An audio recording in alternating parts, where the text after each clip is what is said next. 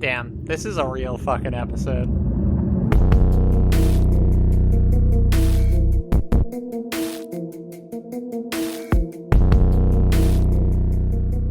All right, y'all, welcome back to the Long Lost Podcast. I'm Lyra. I'm Lana.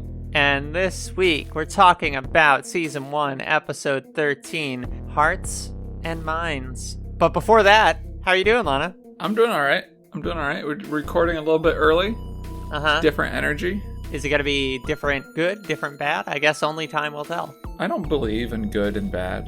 I just believe in different. Wow, that's very enlightened. Both sides have valid points. Why can't we all just come together exactly in the center of both poles and decide that that's the morally just thing to do and act as though we are enlightened for it, and anybody who actually has an opinion on anything is a fucking scrub? Yeah, wow.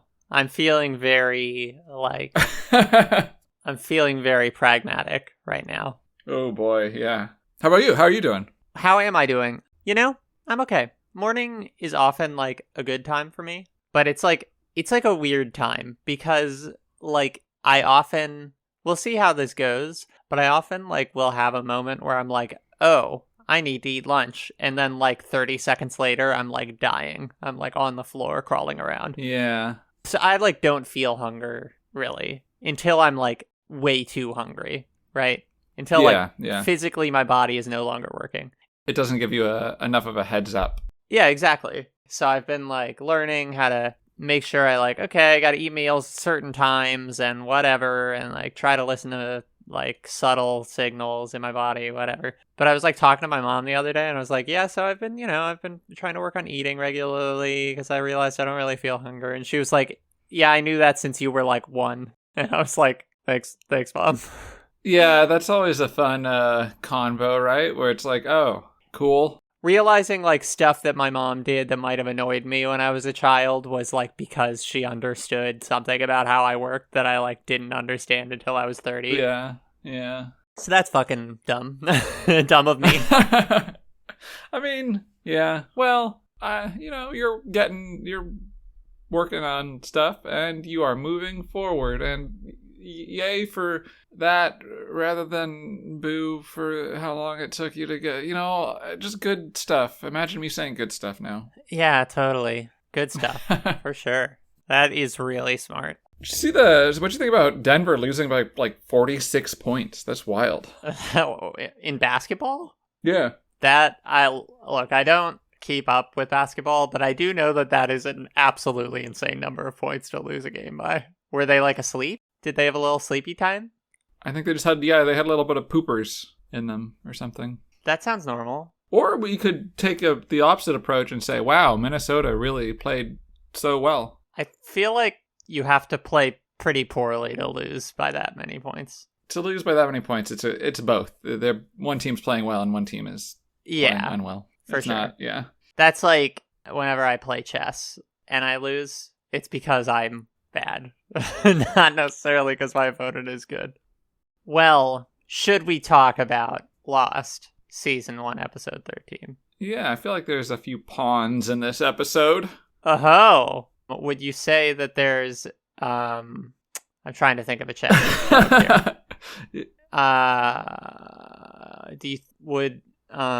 Did it... This is going well, keep going. Okay, hold on, I think I got this. Would you say Boone is a king? No. No. I think the subtitle of this episode is Boone Sucks. Yeah. Let's get into it. What are your high level I want thoughts? your top level first. I want yours first, because you seem to have feelings. Okay, I think this episode has some real highs and lows. Yeah, I agree.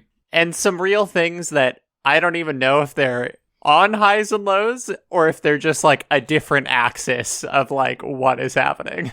Yeah, that's basically my impression of this episode as well. It was a weird... We'll talk about this as we get into it more, but it's a weird experience for me because typically maybe this isn't true. What I want to say is that typically in a show, I won't like some parts of it so much and dislike some other parts of it so much, within the same episode. This show does that more than any other show I've seen, where I'm that was cool. And then the next scene, I'm like, this is terrible. A long time ago, in this galaxy, on this podcast. I will tell you, consistency, not a strong suit of this show. It's such, for me at least, an inconsistent show, even within the episodes. Not like even episode to episode. It totally is. Yeah. Well, let's fucking get into it. Yeah, let's get started, yeah.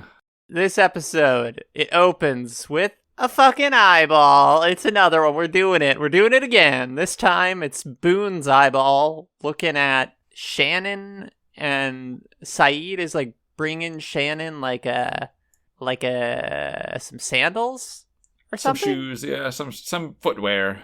And he's like, and Saeed's being a chill guy. He's like, thanks for helping with the French translation stuff. And while this is happening, Boone is staring at them, and there's like creepy music happening. Yeah, he's doing the, like, you'll see this in so many movies or TV or whatever. It's like the shots of Boone, he's like intently staring, and the music, it's all telling you like this dude is going to shoot up a school. Like, that's what it's telling you. Yeah, it's yes. And I mean, it conveys that. It does a good job at conveying that, but it does it so strongly. It felt so weird to me. Did it feel weird to you? Uh-huh. Yes. It felt okay, good. It felt weird. Okay.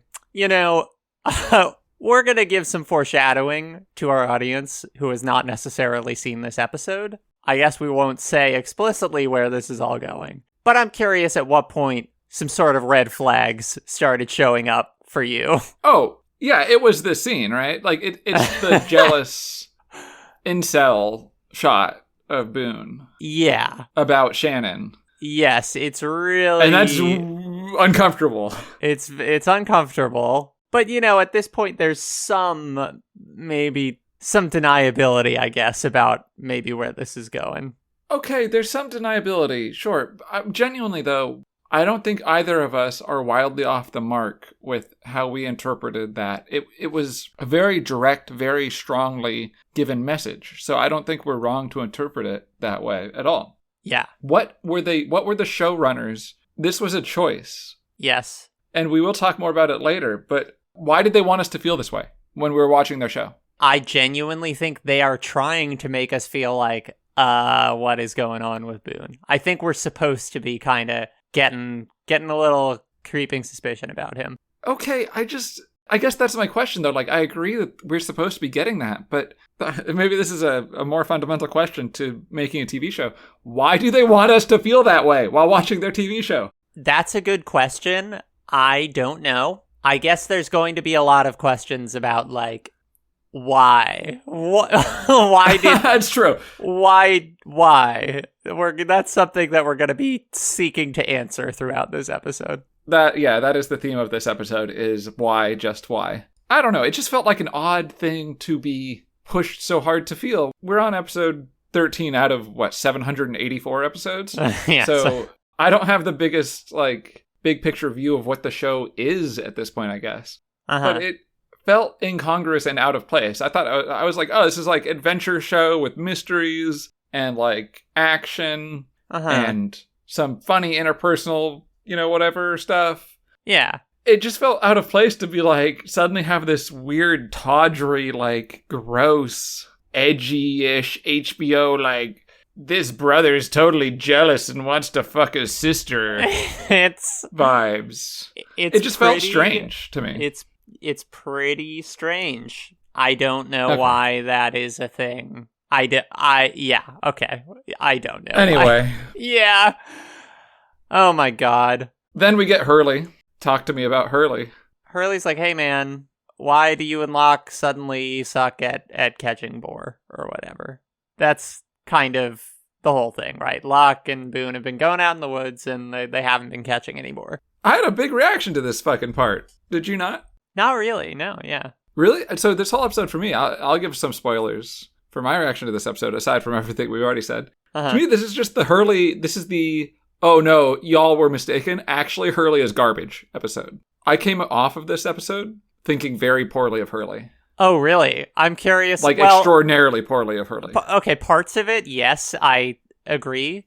But why this part? Because I feel like him being like, I feel it's like the way he comes at it. He yeah, doesn't say, "Hey, what's going on?" It's like you were getting bored and now you're not. That's not how he comes at it to me. He's like, people are getting hungry, as though it's like Boone's responsibility to feed everybody when it like isn't. And he says like, "This isn't a game, And it's like, yeah, we fucking know, Hurley. What the fuck are you like? Fuck off, dude. Like, what are you doing? You go kill a boar with a knife. Like, yeah. He's just coming at it very strongly from a very strange place to me. Hurley was like way out of pocket right here for me. Yeah, it is interesting that he's like, yeah, this isn't a game. Like, as if they're like messing around, which they kind of are, but like, why would Hurley think that?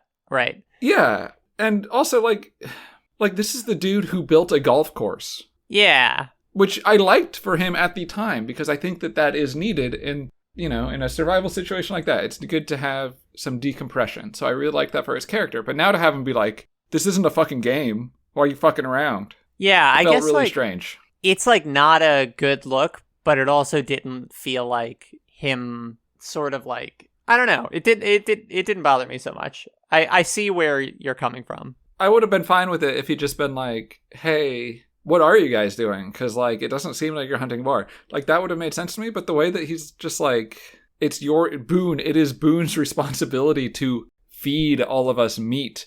Specifically meat, because it's not like they're going hungry. They have food. Yeah. He's like, it's your responsibility to give us all meat, and you're failing this. It's like, what are you talking about? For sure. It just felt so weird to me. This whole thing with Hurley, I hope it's not a thing where it's like, haha, the fat guy is hungry. I thought there were elements of it in this episode for sure. Yeah, I genuinely couldn't tell how much of that was like trying to be a joke, and it just like didn't really. It's not funny. Yeah, that's the problem with it as a joke. If it is a joke, is that it's failed at its one duty. Totally. So he has that conversation, and then we go into a fucking flashback, and Boone is coming off the tennis court. He's got his arm over the shoulder of this blonde babe who, like, I actually thought was Shannon at first. I could see, I didn't, but I can see the confusion. Yeah, but is not. And then, like, Boone gets a phone call from Shannon, and she's fucking freaked out, and it sounds like there's some kind of, like, domestic abuse kind of situation, and she's, like, calling for help from Sydney, Australia. Oh shit, I guess. Oh, it's Australia. Do you have anything to say about this part? Nope. Yeah. And then there's a lot of dark shit. I have so much to say about this episode. Like, I don't know. Yeah. Okay. And then like it cuts back to the island, and Boone walks up to Saeed and he's like, "Stay away from Shannon." And I actually do like Saeed's response, where he's genuinely just like, "What?" Like, no, it's good. Yeah. His response is genuinely like, are you really being like that? Like, is this real? Like, are you joking? Yeah. Like, yeah. He just is so unfazed. I think it's a really good performance by Naveen Andrews here too, just because like he does so much with his face of that confusion that like we're having a confrontation and I don't really understand it. Yeah, he seems like mostly amused. He's like, yeah, this is like what is happening? Like, and very, very unthreatened. Yeah. And then like, okay, then Locke is like, okay, Boone, this conversation gets cut off because Locke is like, okay, Boone, we gotta go track some boar or whatever. And they go into the jungle, and Boone is like complaining to Locke like, Saeed's flirting with Shannon, which is weird. There's no good way that this looks, right? Yeah, there's no yeah. I guess, are we supposed to be like coming out of the flashback? Are we supposed to be like, oh, maybe he's protective of her because of I think that's ending up it. It's just like so that is it. Yeah. It's 100% that it's like, oh, she had a domestic violence situation, so now he's very protective about her and men. How did you feel like that was? Did you buy that? Yeah, I mean, I bought it enough to go along with it. Sure. I think that part of that, though, is because there have been things in the past with this show where I'm like, this is clearly like the canon even though I think you did a bad job of portraying that canon.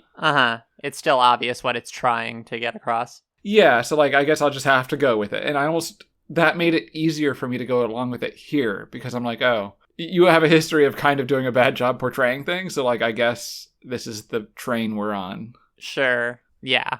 Spoiler alert, that was not the train we were on. No, this is a red herring train. Locke does say something funny in response, and also sort of telling in an interesting way, genuinely. Boone is like, Saeed's flirting with Shannon, and then Locke is like, he's very confident. Yeah, that's a good line. Yeah. Which is like extremely funny. Yeah.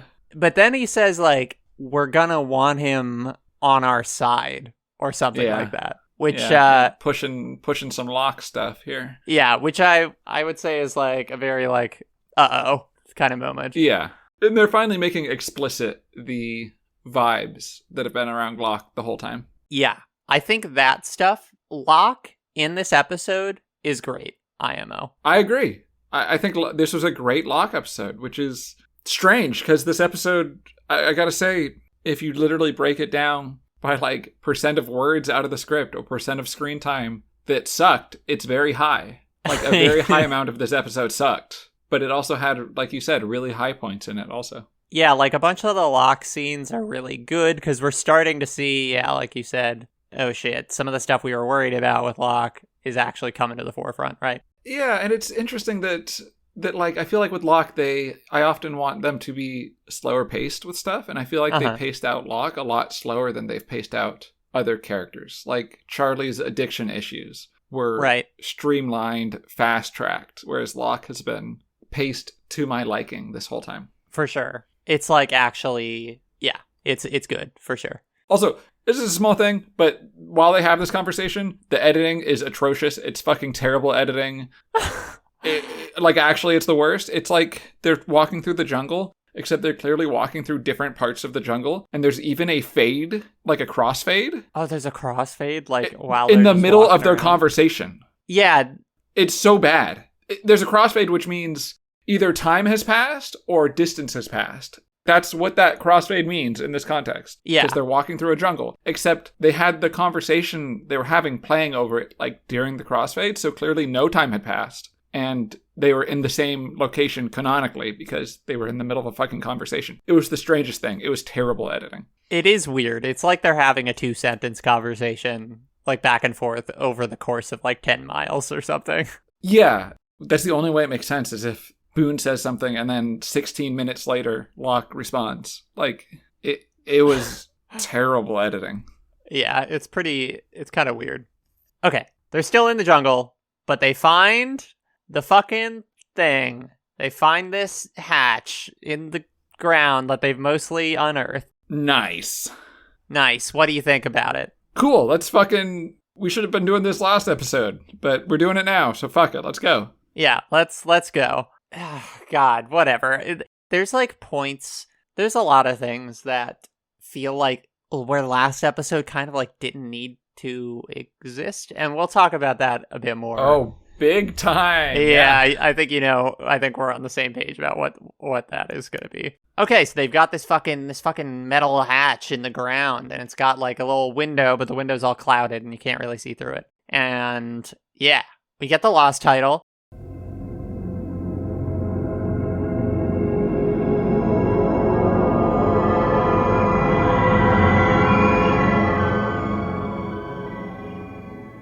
Then we get Jack and Hurley are wandering through the jungle, and Hurley's like, hey man, I'm having bad poop. Can you help me not have bad poopy? And then Jack's like, well, you should eat some protein. This is so fucking bad. Keep going, it's great. And Hurley's like, yeah, but Jin fucking hates me and won't give me fish or something? No, he's not saying Jin won't give me fish. He's saying, I don't trust the fish that Jin is totally willing to give me. Okay, there's a lot of lack of clarity around that whole shit, but yeah. Yeah, there is. It is like, he's like... Yeah, Hurley is saying... oh my god, Hurley says, basically, I offended scary Asian man's honor when I told him his gross thing was icky, and now he's trying to poison me, is what Hurley says. Yeah, it's like a really bad... It's a really bad look. It's really, really bad. It's atrocious. Like, this is why I already was annoyed by Hurley, and then this happened, and I was like, whoa. Like, yeah, it's so fucking weird. Like, I guess that's just like part of Hurley's character is that he's like racist about like people from East Asia or something. Yeah, I mean, that's what I'm saying. Like, by the end of this episode, I'm fine with the character of Hurley. I'm not saying that it's a bad character that isn't creating compelling whatever's for the show, but like as a person, I do not like him by the end of this episode. Like, Hurley is a bad person who I do not like, and if bad things happen to Hurley, I'm cool with it. Wow, complete Hurley turnaround. I mean, I guess he was doing cop shit like a couple episodes ago. He was doing cop shit. He was already racist when he was like, I don't speak Chinese. Yeah. And then Michael was like, they're Korean, buddy. Yeah, like, he's had inklings in the past episodes of not being good, and this one really pushed him way over the edge into like, fuck Hurley. Like, I think Hurley's a worse person than Sawyer. Like, I actually do. It sucks also, like, in another way, it also sucks that they're giving the fat guy the subplot about bad poopy and he's hungry. Like, yes, no, absolutely. Well, and it's pretty fucking bad. It's one of two things, and we've talked about this before with the titles, and then we realized that it was the worst of the two. But it's either done on purpose or done on accident with no vision or clarity about how terrible it is. And that's barely better than it being done on purpose. For sure. It's right? like, I don't know. I had like hope about that stuff with Hurley in like an early episode when like Hurley kind of calls out Charlie's fat phobia and Charlie's like, oh yeah, man, sorry. What was it you said to me in like the very first episode we recorded? You said something about inconsistency. Like, consistency is not a strong suit of this show. Yeah, that I feel like in our first like 2 episodes, there were so many clips of us talking that are really gonna continue to like pay dividends as we like get into the show. Anyway, Jack laughs at Hurley having the bad poopy, even though in a survival situation that's actually a pretty dangerous not funny situation. Yeah. It's like a leading cause of death in like countries that don't have good medical infrastructure. How many dysentery deaths are there in just like any mass casualty event? How many of them are dysentery? Yeah. It's a lot. It's really bad. But I guess like the poopy is funny. It's funny that he is the bad poopy. And I think that's why it's definitely that he's fat, because like, can you imagine Kate? Yeah. Yeah. Kate, can you imagine Charlie, going to Jack with this problem and then Jack reacting the way he did? Like, no, you can't. Yeah. It's pretty bad. It's pretty bad. Haha, fat guy make diarrhea big fun. It's really fucking, it's pretty bad. And then we immediately follow this up where Jack stumbles upon Kate, who's collecting seeds, and the two of them have a little conversation. I guess I'll just describe this whole scene, and then we can talk about this shit. Because basically then Kate like leads Jack. Well, first of all, okay, they're kind of like, they're smiling and palling around, and then Kate leads Jack over to like a little patch of dirt where like Sun is like planting seeds and stuff, and Kate is like, yeah, I've been helping her out by collecting seeds, and Jack's like, wow, that's a great idea. And what is happening? What is happening with this scene? Why are Jack and Kate cool? What the fuck? Wasn't the last thing that we saw with them that Jack was like pissed at her and no longer trusted her at all, and she was like crying and confessing that she like murdered someone, and Jack just like fucking left her. And now they're literally like, did something happen that I forgot about? Like, did I miss something? No, you did not miss anything. You are completely correct. That being said, are you ready for my hot take? Hit me with it. It's not really a hot take. It's maybe just a surprising take. Yes. this scene and Kate entirely in this episode bothered me not at all. Wow. That's crazy. Look at you. Why? Not at all. How? So What I think happened? I read... I was trying to figure out why. Here, I think it doesn't bother me that they're acting the way they're acting because in my head, Jack and Kate they're stuck here on this island together. They've had a working relationship where they do stuff together, right? Just whatever. And they had a blow up and a fight. And that this is Jack's way of maintaining that relationship. Basically, I'm reading it this way because it's the only way for me to read it and be okay with it, right? Sure. But I'm reading it as Jack coming to Kate and being like, almost like if you have a big fight with somebody and then you bring them a cup of coffee and you're like, how's your morning? Or whatever. Almost like that. Of like, look, I'm going to come and talk to you about trivial things and smile and let you know that, yes, we had that big blow up and disagreement and stuff. And maybe I still feel that way about those things, but that like we can still be on talking terms or whatever. That's how I read it. But I feel like I would love to read it that way, but I don't feel that in the performance at all. To me, it feels like they're just cool. Like, there's no, like, thing from Jack or in their performance of maybe they're feeling a little awkward or a little distant or a little, like, I don't know. I just don't get that. It's interesting because, and again, I'm not sure how much of this was me projecting it and how much was actually there for me to read into, but I got kind of a subdued feeling from Kate. Like, she was more subdued, more... And maybe it's because it's in contrast to last episode when she was very hyped and, like, action-y. But I kind of got a vibe from her performance. And this is coming from somebody who thinks the performance of Kate has been pretty bad. Uh-huh. But the vibe I got from her performance, which I liked, and I could be wrong about it, but it's just, kind of a subdued, like, I really got destroyed yesterday. Like, I got a beat down, and it was... deserved probably, and I'm gonna just kind of be kind of subdued and quiet for a bit. Damn. And reflect on my beatdown. Like, that's the vibe I got, especially with like collecting seeds. That's like a very contemplative, like, quiet, getting in touch with the fucking earth, whatever, like, you know what I mean? Like, it's a very holistic thing to do. I don't know, that was my vibe.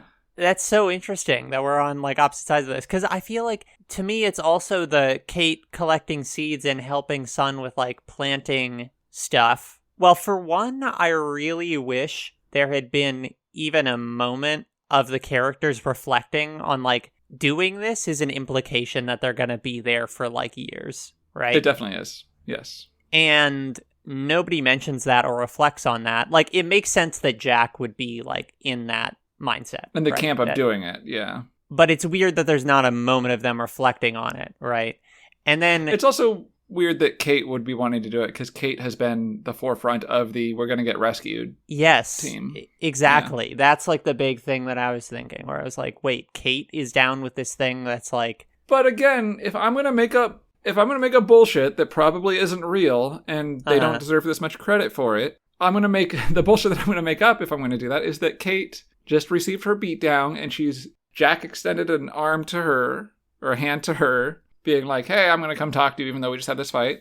And she's kind of not extending a hand back to him explicitly in this way, but she's acknowledging through her actions that, like, yeah, maybe it's time to come around to your way of thinking on this. Like, yeah, I just wish that there was something that, like... You're totally right. Like, I also want to say about the scene, everything you said is completely right. I just did not have negative reactions to it. There's one bit I really did have a negative reaction to, actually. What was that? It's when, it's so bad. And it hurts me because I like Jack at this point. But Kate and Jack walk up to this, tilled soil where Sun is actively planting things in and working on. And then Jack turns to Kate and says, when did you do all this?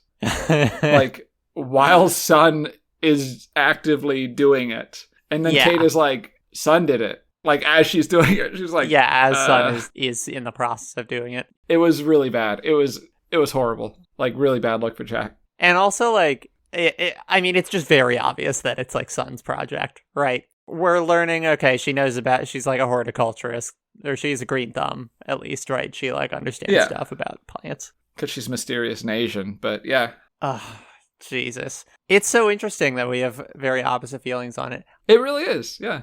I think your interpretation, I wish that's what I got from the scene. I wish there was more like textual support for it, like either in performances or I don't know, even like little moments of acknowledging some of those things. Well, Like to me it just felt so weird. It felt just like, wait, I guess they're just cool, like I think the reason there's not more of it in the text is because that was not their intention, and I am just... You're just putting some... So this is your version of Kate's a freak. Of Kate is a freak, exactly, yeah. This is my brain working overtime to make everything feel okay, and it worked, and I just went, I'm not going to fight this. I'm going to sit with this being okay.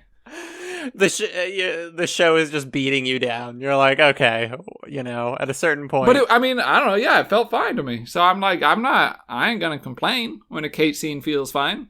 That's true. But no, you're completely right. And I think you're right about it feels so bad to you because all of the ways that it felt okay to me were not intentional and were not written in at all. Right. To me, the main thing is like, I just, it just, I don't know. I do know. I hear you.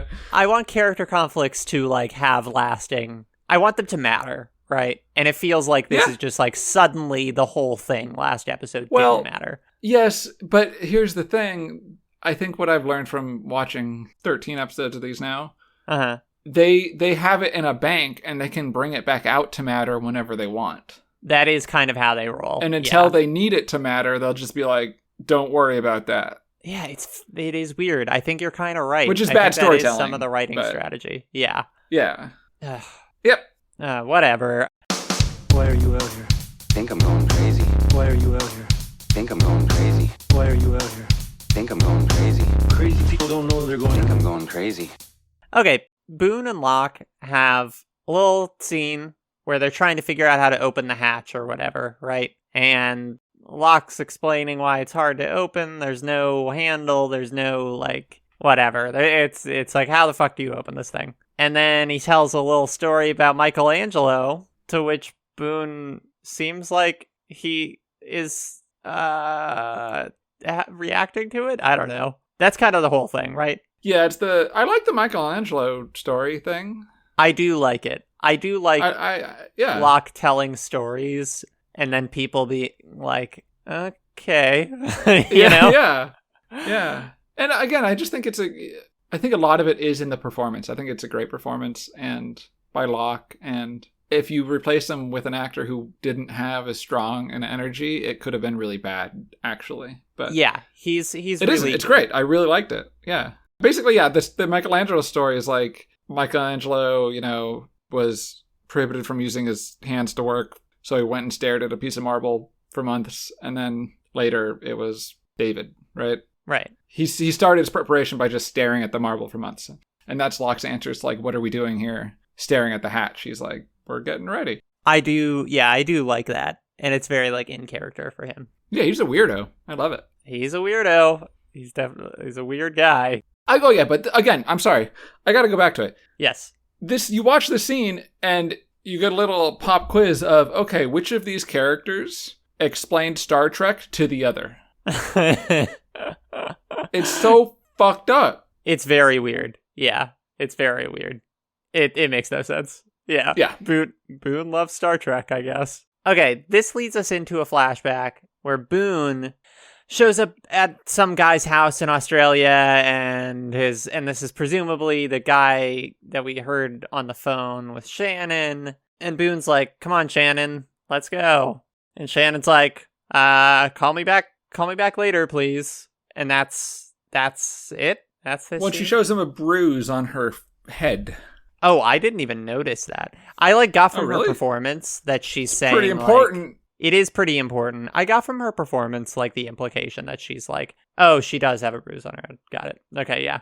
Yeah, she specifically takes the hair and fluffs it out of the way of the bruise while looking at Boone. Right. It's you still get from the performance that it's she's like, this is dangerous right now. Yeah. Okay, so that's what's happening with that. Anything to say about it? Nope. Yeah, there's more to say about these flashbacks. There is. Later, but right now we're doing the thing where the first couple are always just set up, right? All right, the next scene, we're back on the Hurley needs to fix his poop situation, and he's like, there's a great subplot, and he has run into Jin, and he's basically like, hey man, I know you fucking hate me. Basically, they're like by the beach. Jin's got like a net, he's gonna go fishing, and Hurley's got like a spear, and he's like, hey man, I know you hate me, but can you like show me where the fish are or whatever? And Jin just says something to him in Korean, and that's the scene, right? Yep. It's also like, this is a point where it's like pretty clear that Jin is not showing him any hostility. Yeah. Or animosity. Yeah.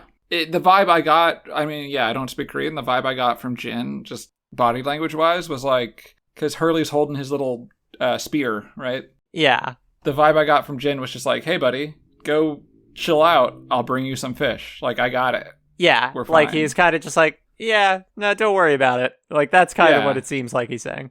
Yeah. Nothing important about the scene except that it just reinforces what I was saying about Hurley before, and that Hurley is actually terrible. Yeah, like, why does he have this read on Jin? Because he's racist. Because he's racist, yeah.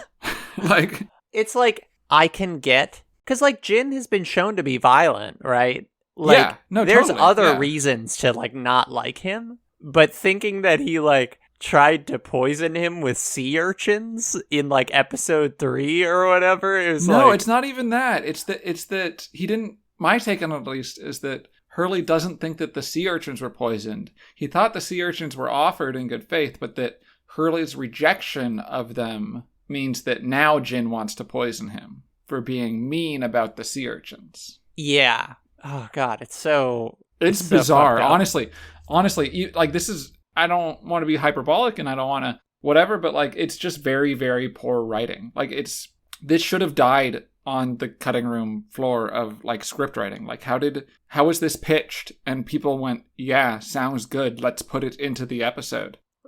It makes no sense. Like, even if you're Hurley and you're wildly racist, it's not a train of thought that survives any kind of, like, rational scrutiny or irrational scrutiny. Nobody would ever get from point A to point C in this way. Like, it's bizarre. Yeah, it's so weird. And it's like, I was gonna pitch some, like, suggestions, right? Why not have, like, we know Hurley was, like, kind of afraid of Kate when he saw the mugshot, and then Jin was, like, fucking beating Michael up, so why not have Hurley be, like, awkward and afraid of him for that reason, or whatever? Yeah. Like, but then it gets back to, why is this even, like, a subplot? Like, why is this even why is this in the happening? show? Yeah. Oh my god. Okay. The next thing that happens, Boone and Locke, it seems like they're wandering back to camp, and they're going back through the jungle. And then Boone is like, hey, Locke, Shannon's been on my ass because, like, we keep going out. Thinks you're sticking it in me. Yeah, because she said we're boyfriends or whatever. We're not coming back with any boar, and she's suspicious. And I think I'm just going to tell her about this whole Hatch situation to make her not freak out. And also, like, hey, she doesn't suck. She has stuff that's special about her, even though I never say what I think that is or act that way. Yeah, even though I always act as though she is scum of the earth, totally worthless, and say that repeatedly. Yeah, and constantly berate her and never treat her nicely and whatever. And Locke's all like, all right, man, are you sure you want to go tell Shannon? And Boone's like, yeah. And then he walks past Locke, and Locke pulls out his knife and just, like... It was awesome. He just knocks Boone out. He just hits him on the back of the head. Just like, bam. When he pulled out that knife, I was so like, oh, fuck. Is he just gonna fucking shank this guy? That was, like, fucking great. It's like, oh, shit. He, like... And even though he doesn't, like, fucking just stab him or whatever, it's still like, oh, shit. Like, Locke just fucking attacked this guy. It's big, oh, shit. Yeah, it's like, wow, this is like actual... It's an escalation of... Totally, yeah. I really loved the fact that even though, you're right, even though he didn't stab him and he just hit him in the back of the head, I liked the feeling of believing that he might stab him. Yeah, it's like, oh shit, that might happen. That was a believable possibility, yeah. Whereas, like, the Charlie being dead thing, it's like, I never believed Charlie was dead. Right. So the whole thing didn't work. But this one, it's like, I did believe that he might stab him. Yeah, it's like, really, it's possible, right? And he does, like, fucking attack this guy. No, yeah, it's I was like, damn, this is great. We're getting somewhere. Things are happening. Yeah, because then the next thing that happens, right, it cuts to a commercial and then it comes back and Boone is just like completely tied up in the middle of the jungle and Locke's like making some goop. Paste. Yeah, some goopy goop. In like a coconut. He's got like a makeshift mortar and pestle. I like this bit too, actually. I really do, because he was preparing that earlier when they were talking about Michelangelo. And Boone said, "What is that for?" And Locke said, "It's for later." Oh, like Locke knew where this was going to go. Yeah, this was, or at least that it could go this way. Yes. Locke was prepared for this. This was not a spur of the moment thing at all for Locke. No, he knew, okay, this might be where things go, right? Yeah, it's great. And then basically, so he's tying this goop, and then he smears it on Boone's wound on the back of his head. He goops up Boone's boo-boo. Yeah, he goops the boo-boo, and then he throws a knife in the ground in front of Boone, and he's like, "All right, man, camp is 4 miles west." And Boone's like, "What?" And Locke's like, "You'll cut yourself free if you have the right motivation." And then he just fucking leaves Boone out in the middle of the jungle with a knife that he can't reach. It's like Boone tries to reach the knife, and then the ropes pull on him in a way that's really painful or something, because he's tied up in this very weird way. Yeah, it's a great scene. I liked it a lot. Yeah, it's great. Because it's also shit, this could very easily kill Boone. Locke is going there. Well, and where does this... See, this creates the questions that I'm actually engaged with. Right. Which this show hasn't done a lot of, because I'm like, okay, this is the situation that they're in, but what about tomorrow? Boone is going to get free, or he is going to not, and somebody's either going to be like, hey, where is Boone? Or Boone's going to be back with the people and either decide to or not to say what happened with Locke, blah, blah, blah. It's just this is setting something up that will definitely have tangible impact in the future. Yeah, for sure. There's no coming back from this. This changed things. Yeah, I love it. It's great. It's so good. It's also something else that's interesting. If you think back, right, we still don't know who knocked Saeed out, all those episodes ago. Locke was kind of suspicious around that. Yeah, he was doing a sketchy little, yeah. Yeah, and now we've seen, like, he's not above doing violence to the other survivors. So it's, like, pretty, it's, you know, shit, it's, yeah. It's escalation of the plot. It's cool. Okay, then we get a flashback. Boone's all tied up. Get a flashback to the police station in Australia, and he's reporting the domestic violence crimes to this cop who's, like, super incredulous. Two notable things happen here, right? One is Sawyer is getting booked. Like, he gets dragged through the scene and is just like, hey, man, fucking whatever. That's our only Sawyer cameo. I liked that part. I like having the flashbacks kind of weave over each other. It's cool. I like the little, It's like, oh, what's going on? What's going on with Sawyer? Because it's also like a reminder of like, yeah, like why the fuck was Sawyer in Australia? We don't know yet. So getting a little thing. And another thing happens, I guess, which is that the cop is like, hey, why does your sister have a different last name? And Boone's like, well, our parents got married when we were kids or whatever. And then the cop is like, so you're step siblings. Yeah. Were you having any like alarm bells going off? Yeah. It's like, oh no. It's like,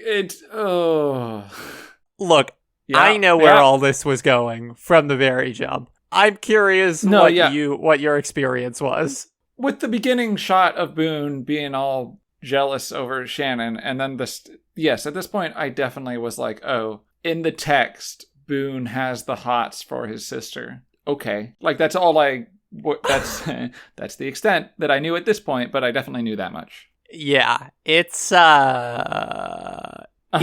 It also really lingers on that moment. And part of that is because the cop is saying, like, well, you're not technically related, so I can't help or something. Like, whatever. Yeah, the cop was... I don't care so much about this part, but the cop, I don't believe, was realistically shitty, if that makes sense. What do you mean? I mean, I believe in shitty cops. The way this cop was shitty didn't feel realistic to me at all. He was basically just like, yo, man, like, who cares if, your stepsister is getting beaten up. We're not going to do anything about it unless like you have proof. It just felt so flagrantly dismissive of Right. a very common and believable crime. Yeah, the cop thing is more like being like, I mean, we sent someone down to knock on the door and it seemed okay. Exactly. Yeah. Right. That's like the actual way that plays out. It just seemed like a bizarre... And again, fuck cops, but if we're going to make cops look bad, let's do it in the way that's like reality-based. I don't know. Right. He just seemed so like characterized as, I just hang out here and tell complaint people to fuck off all day. Like, that's my job. It like reminds me of like there's like a Simpsons joke where this happens, right? Where people keep calling the police station and the cop is always like, oh, a robbery. Uh-huh. Yeah, Let right? me write it down in my notebook or whatever. It very much is that. Yeah. And I don't know. It didn't bother me that much, but I just thought it wasn't good either. Yeah. So then like this leads Boone to go to the dock where he confronts Shannon's boyfriend, who looks to be like twice Boone's height and weight, basically. Yeah. Basically. Yeah. They cast this guy as like a fucking linebacker. And yeah, big boy. yeah. And Boone is like, you gotta stay away from my sister. I will pay you a bunch of money. And then the guy's like, I think you need to pay me more money. And then Boone's like, all right. And he writes him a check for like 50 grand. Yeah, it was, I mean, I was ready in this episode to like Boone. Really? Yeah, I mean, the thing at the beginning really was bad. Uh-huh. But, like, the scene where he's at the house, and it's fine that they didn't go this way. I'm not saying they should have gone this way. But I was so ready to have Boone, like, when he sees the bruise and stuff, just go ballistic and, like, try to beat this guy up and get his ass kicked. Right, because we've seen him do that kind of shit before. Yeah, I was so ready to have him go all out in a totally futile effort to defend his sister. And Right. I thought that would have been, like, sweet and stuff and, like, tragic in a way, right? That's not how it goes. He's just a snivelly little rich boy who's like, I'll give you some of my mommy's money. And fine. I don't know. I was just ready to like Boone, and that's not the way it went, but that's fine. Yeah, I do wish he had gotten his... Like, yeah, maybe it could have, like, worked better if he had, like, gotten his ass kicked earlier, and then he, like, does this money play as, like, a backup thing. Because he's like, well, I can't beat this guy's ass, so... Yeah. If there were no... If I was not, like, sort of... Look, if this didn't feel like it was falling under, like, a Pornhub category, I think I would maybe feel more... Yeah, I would feel more like... we'll have more to say in a bit, but it's just heavy porn vibes this episode, really. Yeah. Big porn vibes. Oh my god. Okay. That's such a bad sign. Big porn vibes. Yeah. The next thing that happens is, okay, Kate is like talking to Sun, you know, they're planting seeds or whatever, thinking the Sun doesn't understand her. And then Sun like reacts to something. She like sort of laughs at something Kate says, and then she's like, oh shit, you can understand me. Yep. That's what happens. I thought this scene was kind of sweet in a way. What is it that Kate's like talking about during this part? Oh, who knows? I don't remember. You just like think they're little... Just some bullshit. Yeah. Kate really didn't bother me at all. Again, she didn't bother me at all. And I think part of it is that she isn't having a characterization that they haven't shown being pushed. They're not pushing Kate being an edgy, hard motherfucker here, right? Like, there's nothing about, oh, can we trust Kate? Or like, oh, is Kate going to stab us in the back? Or like, oh, what's Kate's motive? There's none of that shit here. She's just like, hey, I got some seeds. Hey, son, let's chit-chat about some, you know, inane stuff. And I'm fine with that. Like, that doesn't bother me.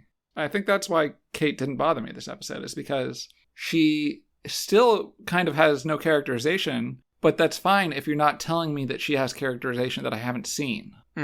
She's empty, but that's fine. I don't mind seeing just some random person existing. You know? Yeah. Okay. I don't know. I'll let you That have didn't bother it. me at all. You I know, thought this was fine. I'm glad. I'm glad you're getting a little like Katrid reprieve. Yeah, I mean, I'm sure we'll be back on the hate train next episode, but yeah, for the time being, I'm chilling. Man, okay. The next scene. Hurley and Jin are on the beach, and one random thing is like Oh, that actually happened previously, but when Hurley, like, runs up to Jin, he says Jin's name, and it, like, really threw me for a loop, because it's the exact clip I used for, like, the bumper where they're all saying each other's names. Mm-hmm. You're like, totally. I know that sound. Yeah, I was very like, and also I just remember it because I had to look a really long time to find a clear clip of somebody saying Jin's name. Yeah. Like, that makes sense to me. 13 episodes into the season. Nobody's really calling out for Jin. No. Much. Anyway, so then Hurley's like, he's trying to fish with like a makeshift net made out of a shirt and some sticks or whatever, and he's not doing it, and he's getting upset, and then he's like, whatever, and then he gets upset. And he gives up like a loser. He gives up like a loser, and he starts walking back to the beach, but then, oh shit, he steps on a sea urchin. He's freaking out, and Jin runs over to help him out and drags him onto the shore. Well, Jin runs over to help him out, but it turns out that Hurley's really fat. Yeah, Hurley's Did you notice fat. that part? It's hard to help him because he's a big guy. And I need you to, like, insert some audio clips of the part where Jin is trying to pull the needles out of Hurley, and then Hurley is just, like, pointing at Jin's crotch and being like, pee on it! You're gonna have to pee on my foot, man. It'll stop the venom. I saw it on TV. Just pee on it, man. Pee on it. Pee on my foot. Pee! Pee on it! No! Pee on! No! Yeah, Pee! it's not good. Pee on it! I was laughing at it, but I don't think for the reason that the show wants me to laugh at this part. What does the show want here? I have no idea what the show wants here. I think it's supposed to be no funny. idea whatsoever. I think it's supposed to be funny that that he's saying pee. Because literally Pee Pee Poo Poo is funny. We got the poo poo earlier, happening. Now we got the pee pee.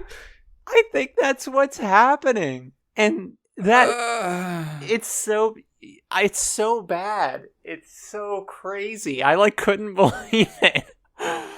It really is astonishingly bad. There's so many. I don't like most TV, I'm sure, right? And that's not even a particularly scathing rebuke on TV. It's just that there's so much of it that I probably don't like most of it. Yeah. When I happen to be seeing TV that I don't like, most of the time my experience of it is like, oh, this is kind of flat, right? Or like not interesting, or like kind of bland. This is just like, what the fuck is going on? Like, it's crazy. How did I go back to it? But I just don't. There's so many people involved in creating a television episode. How did this make it onto our screens? You know? Yeah, I don't know. Writers, producers, directors, actors, they all just went, all right, let's do it. I mean, part of it is like when there's so many episodes in a season, and there's also so many characters, right? So it's like there's this math of like, oh shit, we gotta, we haven't seen Hurley do anything in a bit. So what could something he do? Well, Jin also we haven't seen in a bit. What's like a way that we could make them interact? And I guess the answer is Hurley Pee Pee Poo Poo. The answer is Pee Pee Poo Poo. It's Hurley screaming and pointing at Jin's dick, being like, pee on it. Pee on it. Shocking. It was shocking. It really was. It sucks. It's so crazy. I like Jin in all these scenes, though, actually. I like the performance by Daniel Day Kim. He seems like pretty chill. Yeah, he's calm, collected, self-assured, isn't freaking out about this weird energy coming from Hurley. Yeah. He seems very calm and very, like, he always knows what he's going to be doing and that he's comfortable. And that was cool energy, and I liked the performance from him in this shit show. Totally. We're getting a bit of a different side of him, I guess. Yeah. No, I thought it was a good episode for Jin. It also feels like we haven't fucking seen this guy in forever. No, we haven't. Also, he still has the handcuff on, which I guess makes sense, because what tools would you have to get it off? But I don't know, thought it was interesting. It's just an accessory now, he's just... Yeah, it's just, He's like, this is part of who I am. I kind of respect it. It's, it can be kind of cool. It's also like, hey, remember that time you fucking handcuffed me, assholes? Like, yeah. I'm not going to let you forget it. Okay, well, the next scene is cool, I guess. We're on a fucking roller coaster again. Whee! Yeah, so Saeed is like he's making like a makeshift magnet out of like a needle and water and a cork, very like elementary school science project style. He's trying to like figure out all the maps and notes and shit still that were left by, or that he stole from Rousseau. And then he gets surprised by Locke, who like wandered up on him. And for a second, Saeed's like, oh shit. Then he's like, oh, it's just you. And then they have a little conversation about like Boy Scouts and shit. Yeah, it's charming. It's great. Yeah, I like this little combo. Yeah, Locke is talking about his time in the Weebelows. Yeah. And just like the cultural, it's not a clash, but the different cultural backgrounds. Yeah, because Saeed, being from Iraq, is like, What's a Weebelo? Yeah, he's like, what the fuck are you talking about? Like, and then it's just like kind of charming in a way. I love his little thing of being like, what does a Weebelo do? And Locke is like, it's really gets funny. badges, I guess. Yeah, it's like, it's weirdly cute. I don't know. I really liked it. Yeah. Look, this is very just bros being guys, Yeah, it really is, yeah. And then I love the note the scene ends on where Locke gives Saeed his compass. He's like, this will probably help you out. Saeed's like, don't you need this? And Locke's like, not anymore. And he just wanders off into the jungle. Yeah. It's like, all right, man. It's like, okay, so Locke clearly has got all this weird mystical shit going on, right? Uh-huh. But it would be so easy to have all this mystical shit going on and not just like take every opportunity that presents itself to be weird and mysterious to other people. I love that he's a fucking drama queen. He just is, right? Like all of this when Hurley asks him like, did you find what you were looking for? And he like looks off and says, no, it found me. Like he could have just been like, yeah, I don't know, I guess. Like who knows really? He loves finishing a conversation by saying some mysterious shit and then like wandering off. Like, and I love that. It's great. Like he's not satisfied with just being mysterious. He has to be like over the top about it. And I'm like, that's so cool. Yeah, it's great. Then we cut back to Boone and he hears Shannon crying out to him through the jungle. And they're both tied. Like Shannon's like, I'm tied up too. Locke's fucking crazy. And Boone hears I'm totally real. Yeah, this is totally actually happening, Boone. Yeah. And then there's like we hear the monster, which we haven't fucking heard in forever, right? This monster sounds. And Boone. Cool. Yeah. Boone, that's the motivation Boone needs. He like bends over, and even though it's painful, he rips the knife out and he cuts himself free. He cuts Shannon free, and then they run from the monster and like hide in the tree. And the monster's gonna get them. And yeah, it's cool. I like it. I wish that it hadn't been broadcast so strongly that Shannon wasn't real. Yeah, what do you think makes that so obvious? I think it was the fact that when he's first hearing her, maybe this was wrong and it happened to trip me up in the right way, but he hears her from different directions, right? Oh, or am I making that up? Does that happen? I would believe that. I think that's happens, and that's why I was like, oh, this isn't, because he like hears her behind him and then like in front of him. It seemed like he was hearing her from multiple different directions, and that's when I was like, oh, not real. Okay. Yeah. Which is too bad. I would have liked this a lot more if I felt like it was real, but I still actually did really like it. Yeah, I thought like, since, I knew that it's not, and that hasn't been textually revealed at this point, but like, it's kind of obvious. I feel like something that it does that did kind of work was like, we're kind of used to like hearing mysterious stuff and then like, oh, that wasn't real or whatever. So something that I think is kind of cool is that like once he cuts himself free, he runs through the jungle. And in my mind, it's like, okay, you're kind of thinking, okay, I guess we're not gonna see Shannon, right? Because mystery jungle shit. But then like he turns a corner and she actually is there tied up. And I feel like that sort of works to be like, to try and make it seem like, oh, this actually is real by sort of like, but yeah. But it also kind of obvious. Yeah, I didn't believe it. I wish I had. I think you're right, too, that, like, it could have been. It wasn't so outlandish. I guess I wasn't even all the way convinced that it wasn't real. Or that Shannon wasn't real. Yeah. But I was mostly convinced. I had a pretty strong hunch. Yeah. But it's, it being in that place where you're like pretty sure, but not entirely sure. That's success, right? Yeah, I agree. And it did work for me. The cool, you get some monster POV shots, kind of. Oh, yeah. And you get some like physical stuff happening in the jungle, which is just visually cool. Yeah.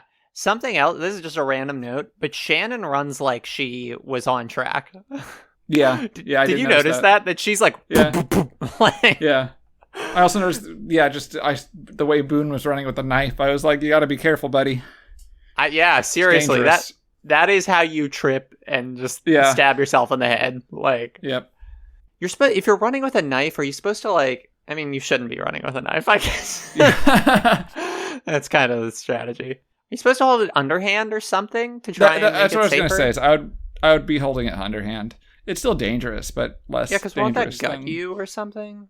I guess it's all none of it's great. No, but if you trip and fall the way your hands go out naturally, it would put it the blade more facing the ground than back at your body. That's true. Is what it would do. You're right. That's correct. Yeah. Nice. All right, some more survival tips. Yeah, survival tips. Don't get stuck in a jungle. It always upset me.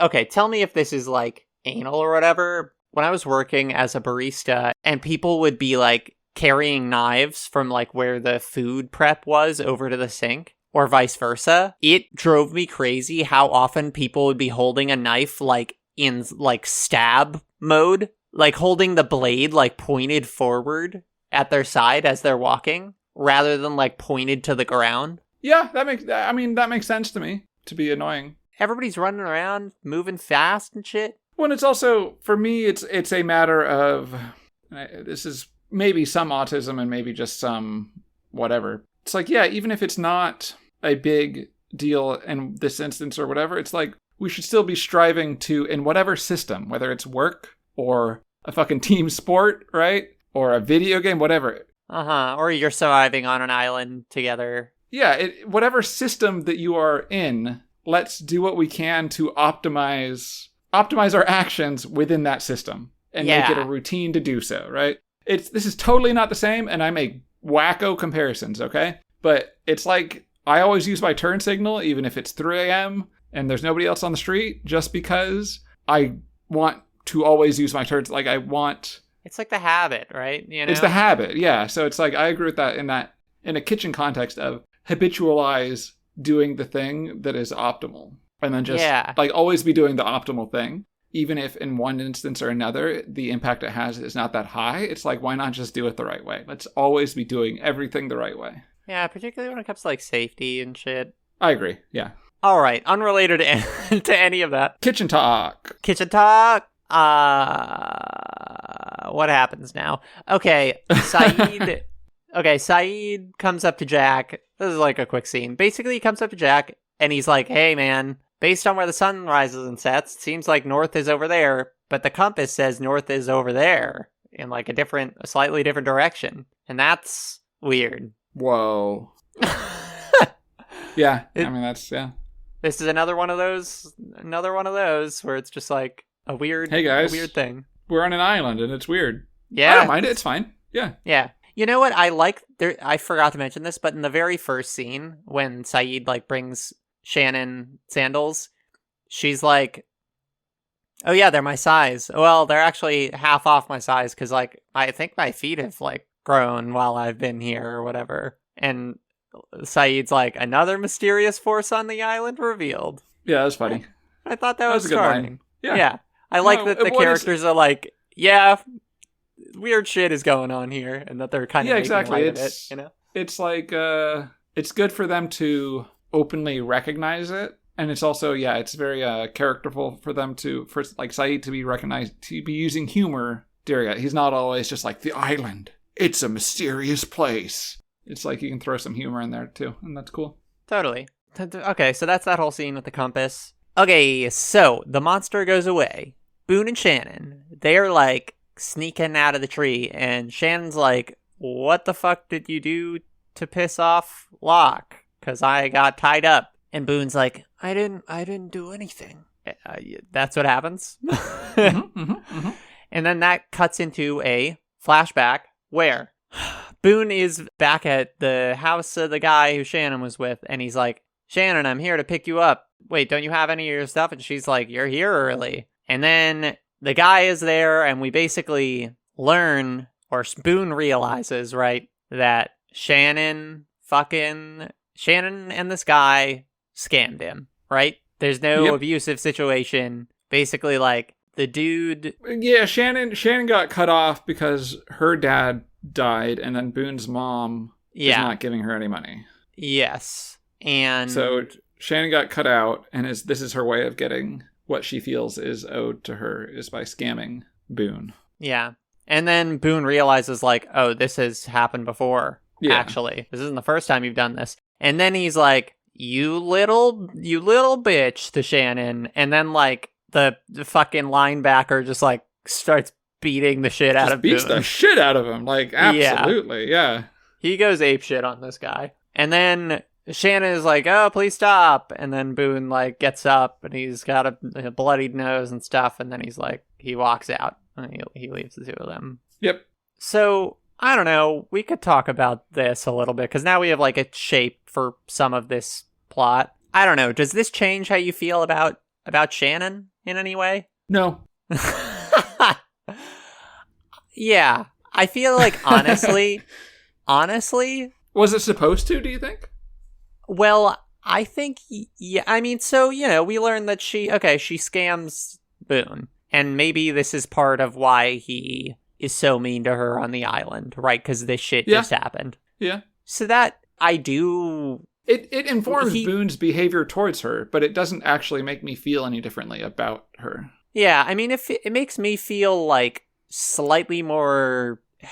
It's hard to say slightly more sympathetic towards Boone, because he still, like, sucks, and also because of later things that happen in this episode. Well, yeah, I mean, I think I see what you're saying, right? Like, it doesn't... The feeling I get now is like, oh, yeah, poor Boone. Now I see why he was the way he was towards her. I don't feel sympathetic towards him because of it, but I do understand more where he's coming from, right? Like, right, yeah. Without sympathy for it. Right. It's like, okay, I can get... It's not just that he's like, you're a useless bitch. He's like, you have been scamming me out of, like, hundreds of thousands of dollars. And the reason I have no sympathy for him, right, is because it's not his money, and he didn't earn it, and he's not missing it. Exactly. And honestly, my feeling on it is like, I'm kind of like, yeah. On Shannon's side? Yes. Like, it's kind of like, yeah, it seems like her stepmom fucking sucks ass. Like, yeah. That she's just like, no, you don't get anything. I don't actually give a shit about you. Like, yeah. And I'm not going to say that Shannon deserves that money, right? Because basically she went from being a rich kid to being a normal person. Right, who has to actually work and shit. Yeah, it's not like she's entitled to that money. But I also don't have any animosity towards her for, like, scamming a rich asshole out of money that they won't miss, that she feels entitled to. Yeah, like, I totally, like, get it. I'm kind of like, yeah, you know, like, fuck it, go for it. Yeah, like, that's kind of how I feel about it. Yeah, totally. Like, how do you think we're supposed to feel, though? Are we supposed to... Is it supposed to be like, oh, the audience, who should you root for here?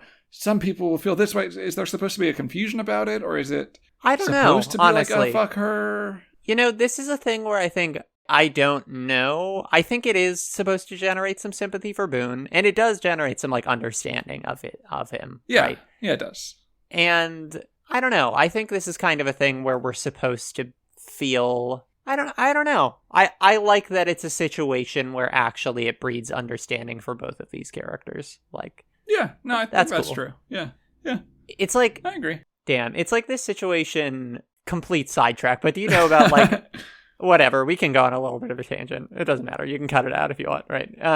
You know about, like, Steve Jobs and how he's a really shitty father and, like, his daughter and all that stuff? I feel like I'd heard inklings about it, and it totally doesn't surprise me at all, but I don't think I know the specifics. It's basically like, yeah, he was just like a really shitty dad, and like he like didn't publicly acknowledge. There's a bunch of details about it. This podcast, Behind the Bastards, which is a really great podcast. Oh yeah, I've listened to that. Oh yeah, they have an episode, or they have a couple of episodes that's about Steve Jobs, and it's mostly That's about funny. like him with his daughter, and it's horrible. Just Yeah. them having an episode that Steve Jobs is funny. My impression of Steve Jobs was very negative as a person, but Yeah, he sucked for Yeah. sure. he's dead now. He is dead. Yes. Was it a dinosaur? Wasn't a dinosaur. Was it a dinosaur? Wasn't a dinosaur. Was it a dinosaur? Wasn't a dinosaur. Was it a dinosaur? Wasn't a dinosaur. Locke is sitting on the beach. Basically, there's this scene where like Jack comes up and talks to Locke a little bit. He's like, "Hey, where's Boone?" or whatever. And Locke is like, "Well, the boar, I don't know. It seems like there's less and less boar, and they're probably migrating to avoid us or whatever." And Jack seems like kind of suspicious about this answer. Another great Locke scene. It's so good. This scene is so good. Something that's so great about Locke is like this is a point where it's like he is just bald-faced lying, right? Yeah. And he's like really good at it. Yeah. But it's weird because it's like it doesn't seem like he does that in a Machiavellian way. He's just like, this is just like the way. He's just like, this is he has such a true belief in what he thinks is the right path that it's like to him he's like, yeah, of course I would lie. Like it's like, yeah, this lying is in service of a great good. yeah, Rather than like being sinister. Yeah. right. And that makes it sinister. Like It's- that. It's so good. Yeah. And I feel like, yeah, this whole scene, there's so much subtext.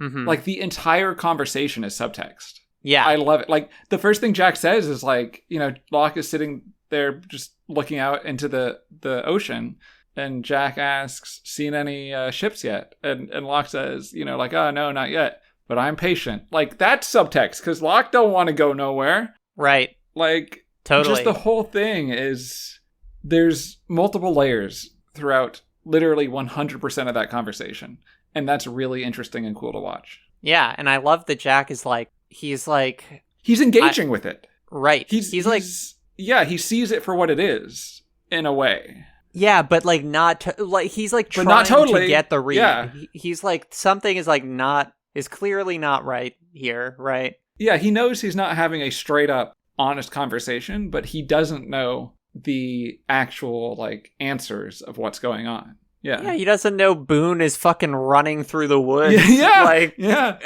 having whatever, like seeing Shannon tied up or whatever. Yeah. And you're right that having this come on the heels of his most aggressive action is disturbing. Right. Because it's just this, he's so calm and serene in this scene. And that's got to have been deliberate. And it was a really good move to have him assault somebody, knock him out, strand him in the jungle, and then follow that up with such a calm scene. Yeah. Is great. It's really good. Yeah. Yeah, it's like every scene that involves Locke in this episode is great. So good. Yeah. It's it really so is. weird. Well, It's they, like it's because, I mean, it's not entirely because, but like, think about who he's been interacting with aside from Boone, right? With the scenes we've really liked. Saeed and Jack. right. Those are two really good characters to bounce off because they're two of the characters that are well developed and whole. Yeah, they have their own perspectives and methods and shit. And like the way that they sort of they contrast and create conflicts in like interesting ways, right? Yeah. And it's cool that these characters it's like we're seeing sort of more tension build up, right? Even if the characters don't totally know it, like we're seeing like the alliance between these characters. It's like how long before they realize somebody here has radically different goals from the rest of them, right? Well, totally. And that even within that, there's one of the characters knows that that's coming to a head and is preparing for it. And the other two aren't, Right. which is interesting too, to be like, this guy's laying seeds for when this shit goes down. The other two don't even know that shit's going to go down. It's great. Yeah. I love it. It's really good. It's really good. It's so crazy how This episode was 20 minutes long. Great episode. right, there's so much shit that like really it's so crazy. It's such a roller coaster. Take out all the Shannon stuff. Have the Locke stuff where he does stuff with Boone and then he has his side combos. Take out all the Shannon stuff take out all the Hurley stuff. Great episode. Yeah. You know, the Shannon Saeed stuff, those scenes are fine. Oh, that was good. know. Yeah. Well, take out the Boone looking at her weird part of that scene. Yeah, yeah. Take out all the incest. That's what. Okay. Yeah. Okay. So, then the next scene is just a quick scene where Kate is talking to Son about who else knows, and it's like, oh, Michael knows, but please don't tell anybody else because my husband doesn't know. That's kind of it. Yep. Yeah. And then we see Jin and Hurley on the beach, and Jin is getting a sea urchin to like give to Hurley. Yeah, who the fuck knows?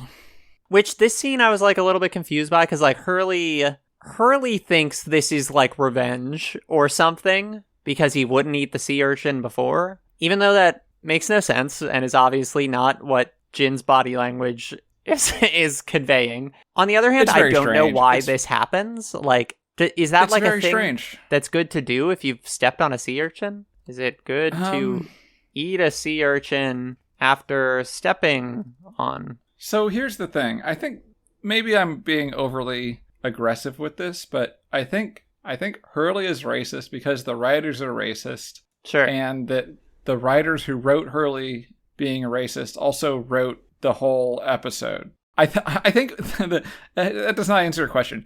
I think that Jin getting the sea urchin and preparing it and giving it to Hurley, we are supposed to accept that it will help because he is Asian. I'm looking up the transcript from the episode to find the translation of this scene. I think that we are supposed to go, Asian man make medicine. You know? Yeah. Like, what else is there? I guess it's the only way to interpret the scene, because it's, like, very weird. Yeah, but you know, them Asians, they make them medicines out of sea urchins. Oh, you know what? Jin doesn't even fucking say anything in this scene. Fucking it's weird. whatever. You're right. It makes no sense. Hurley being like, oh, this is payback. This is like, I'll eat it now, and that'll prove that'll make us even. You're trying to get even with it. It's so bizarre. Yeah, it's like, yes, it's weird. It's like that's at least consistent with how Hurley's fucking been. Yeah. Even though it's like he's racist and shitty. But the thing I don't understand is like why Jin is doing that. Why Jin is helping Hurley, or no? Why is he giving him a sea urchin to eat? That's the thing I don't understand. I think that canonically you just have to accept that Jin knows a remedy to this problem and is preparing it for Hurley. I guess so. I think you just have to accept canonically that is true and not be worried about whether or not that makes sense in reality. I guess that's the implication. It's very weird. Yeah. What a shitty subplot. It's terrible. Do you get it? Poopy because it's poopy? Okay. Anyway. That was not intentional. He does a little barfy too. He does a little Yeah, what is is this like subplot for babies? Fat man or barfy. like we have had like most of the bodily fluids have appeared at some point during the subplot. Yeah, it's I don't know. It's just really, really terrible. It's really bad. Okay, the next scene I have some minor gripes with, but I think is overall good. It's like Jack runs into Charlie. They're like collecting firewood or some shit on the beach. And Locke is over there sitting at the ocean. And basically Jack just like asks Charlie, hey, what do you think of Locke? And Charlie's like, well, he helped me kick drugs, I guess. So I actually trust Locke totally completely, which I think this scene is good in that way. Like, I like that it's setting up that Charlie is somebody who like has a lot of faith in Locke. Yeah, Charlie is shown to have absolute faith in Locke, like absolute faith. Yeah, he says which like if cool. I would trust anyone to get us off this island, or does he say to get us off this island? If I would trust anyone to save us, something like that. Yeah.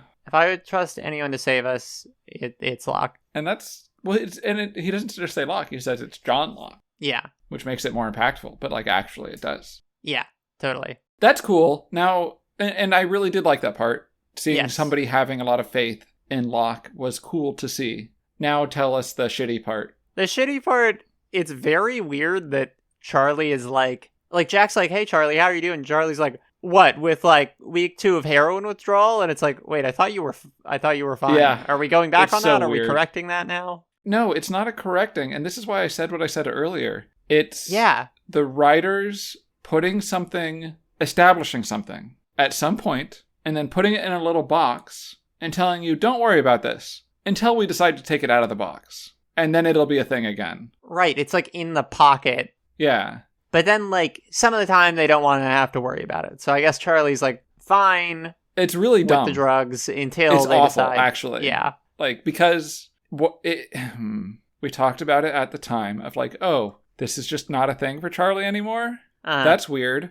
This is uncomfortable. This is weird. This is not right. This is a poor depiction, but like, fuck. This is what we're doing. Let's get on board, right? So we fucking got on board just to get slapped in the fucking face this episode. Like, I hate that so much, right? Because, like, I went out of my way to put aside my complaints about your shitty depiction to get on board so that I could keep on this journey with you and go wherever we're going. Don't, like, cheapen that. That was a fucking sacrifice. Like, you know what I mean? Yeah. And now you're invalidating it by bringing it back and being like, no, it's a thing. Remember how he's in withdrawals? I'm like, fucking yes, I remembered. You didn't fucking remember. Totally. It's abysmal character work. Like, it's so bad. It's also, yeah. Also, Jack is like, I gave you a Tylenol for your withdrawals. Yeah. Okay. It's like, great, man. You're good now, right? Like, what? Like, that was very strange. Yeah. The next scene, we get a very rare moment. Michael looks at his son with love. He does. Like, Walt is playing with the dog, and Michael's like, he just has that loving smile of a parent, and it's like, wow. I kind of wonder if the actor for Michael snuck this one in, you know? I do wonder that, yeah. If he was like, yeah, maybe I should express some fondness for my child. Yeah. We also get we get a little like Lost classic, which is like character looks at object from the wreckage that other people that we don't know what the implications are, but it's some personal memento or whatever. Pretty classic play. I was waiting for something with this scene with Michael to give me a way to feel about either better or worse towards Michael, and I'm just always on Michael watch, right? And there wasn't actually much for Michael watch here at all. No, he gets like 2 lines or whatever. Yeah, it's very small. It's just like, hey, look, Michael's still around. Yeah, which is like fine, you know? It's fine, yeah. It's not a problem. It's good to not feel like the characters just like evaporate when they're not main characters for the episode or whatever. Yeah. And then fucking Jin brings Hurley a fish, and that's the little culmination of that subplot. It's over. Yeah, and Hurley's shocked. He's like, wait, you don't hate me and are not trying to kill me? He is genuinely shocked. And it's like, yeah, Hurley, what are you talking about, Hurley? Yeah, but that's it. That's the culmination, is that... It's so bizarre, because it's like, it's the culmination and the resolution, but it's a resolution to nothing. Like, it's a resolution to a problem that didn't actually exist. Yeah, that was like entirely in Hurley's head. Yeah. Yeah, it's like a personal resolution for Hurley about a perceived thing that wasn't real. It's very strange to watch. Yeah. And then Jack gives Kate some seeds. Yep, that happens. Whatever. Okay, so then, Shannon and Boone. We're back to them wandering through the jungle. And Shannon's like, you haven't been hunting more, have you? And Boone's like, nope, we found a weird hatch in the ground, and we're trying to open it, I guess. And then the monster's back, and then they're running, and then, oh shit, the monster, like, grabs Shannon. She gets fucking snatched. She gets, like, you see her feet get pulled into, like, you see her get pulled into the air, and her feet go, wee! Yes. It's so cool. Yeah, she gets snagged. Like the way that the pilot got snagged. Yes, it is like exactly ripped upwards. Like that. So Boone's like, what happened to Shannon? And he's looking for her. And we get a flashback. To the literal intro of a porn. Like literally, this is just the... like... It's Boone in his hotel room. Do you want to do this scene, or should I do it? So I'm not... It's actually the beginning of a porn. It's like... Shannon's like, okay, so Shannon's at the door. She's like, he skipped out of town. And Boone's like, so it turns out you got screwed out of too. And then Shannon's like, you want to fuck me, right? It's okay. We're not really siblings. She's the beginning of a fucking porn. Yeah, she's like, I know you're in love with me. It's okay. And they start, and then and then they're kissing, and then they They're just fuck. making out. Yeah, they like it actually is a. I'm not exaggerating when I say it's like the beginning of a porno where it's like it's all right. We're not really sibling. Like it's at that level. It is. It's just also in an episode of a hit TV series. It's like why are we Game of Thrones all of a sudden? Why is this happening? Yeah, it's very confusing to watch and jarring, and just it feels out of place. It feels strange. It felt like my note just says icky ew. Yes. Lost getting in ahead of the porn curve because the step sibling stuff in porn didn't really pop off until later. Oh, really? So, like, I think so, Maybe right? Wasn't it like? I don't know. I feel like that. Well, I don't. Was know. it around that time?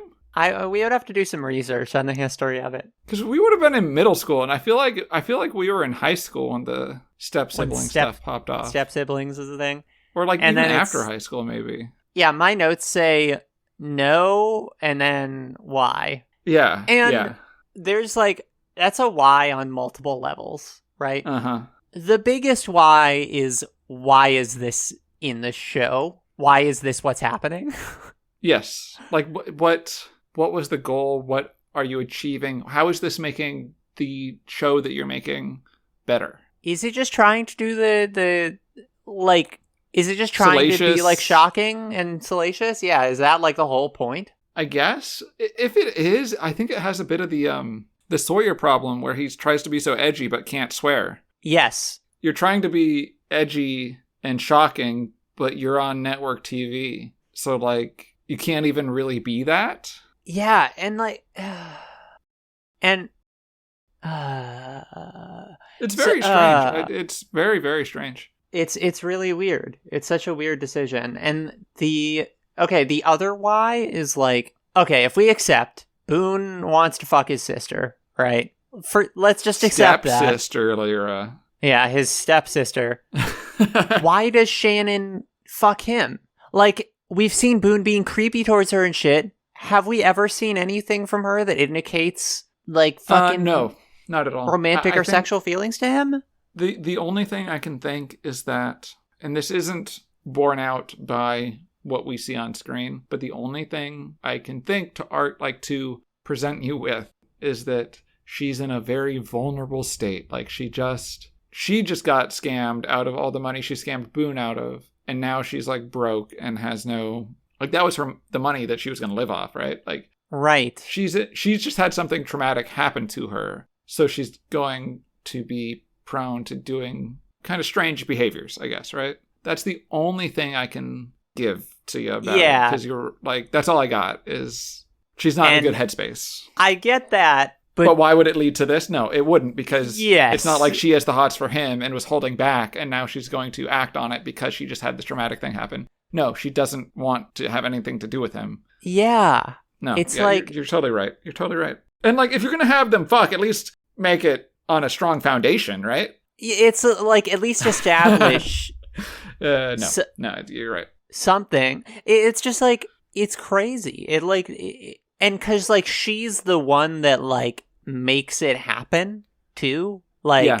And I think the reason for that is that if he had been driving it forward, that would have been too gross. Yeah, and like, I agree. And it's like, well, then that's clearly like, I can't believe this is some shit we have to talk about with the show, but that's like clearly like familial like rape, right? Like, yeah.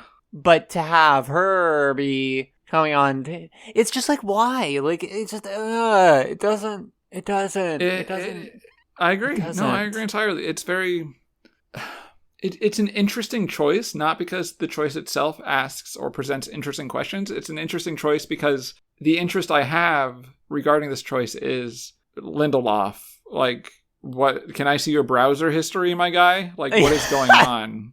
No, but seriously, I think. No, I know. I am being serious. Like what? It does feel like that. Something's going on with it feels like the writers were just like, damn, that would be like fucked up, but also kind of hot. That would be so hot, wouldn't it? Yeah, like damn. Like yes, I'm not joking. I'm not just making jokes about him or the writer of this. Like, I would not be surprised if this was written with one hand on the keyboard and one hand on the dick.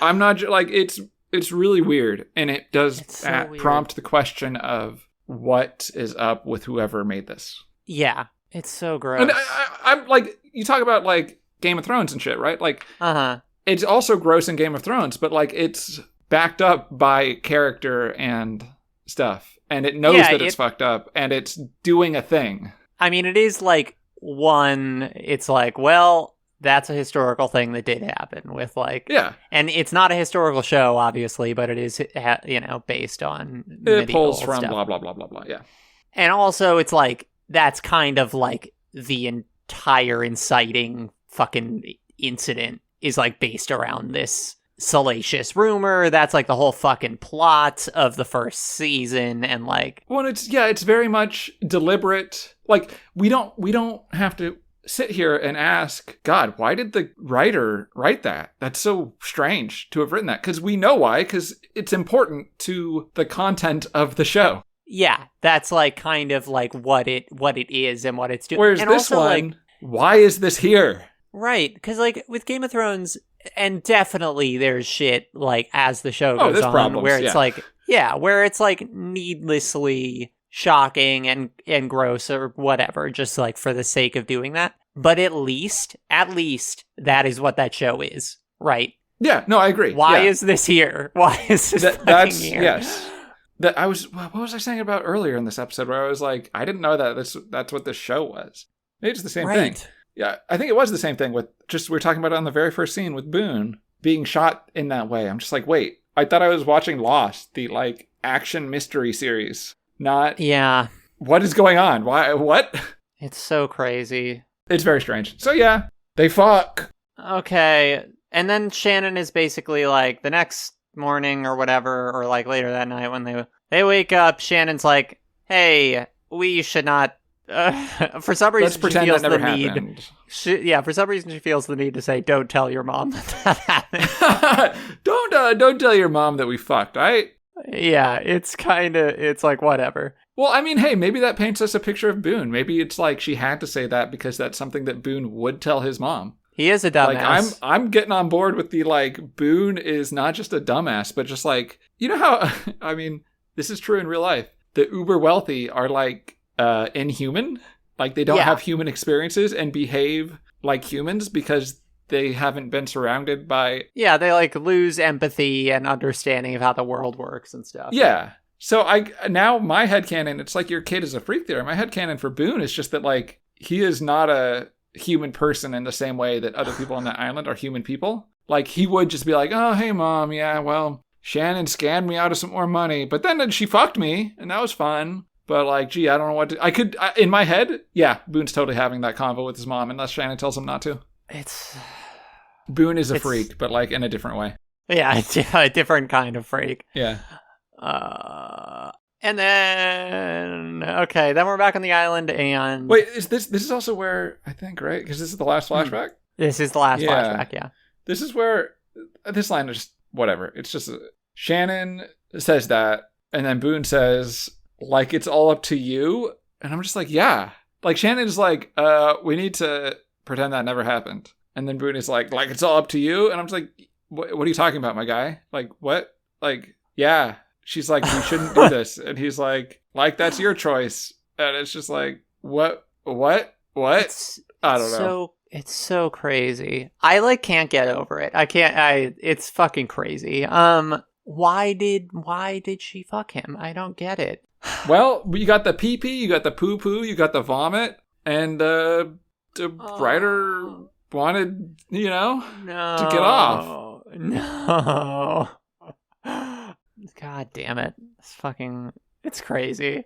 I was like basically, okay, here's what I remembered about the show. I remembered there was some weird kind of incesty stuff with Boone and Shannon. I did not remember that they like straight up fucked. Like, yeah, they could have stopped at the kiss.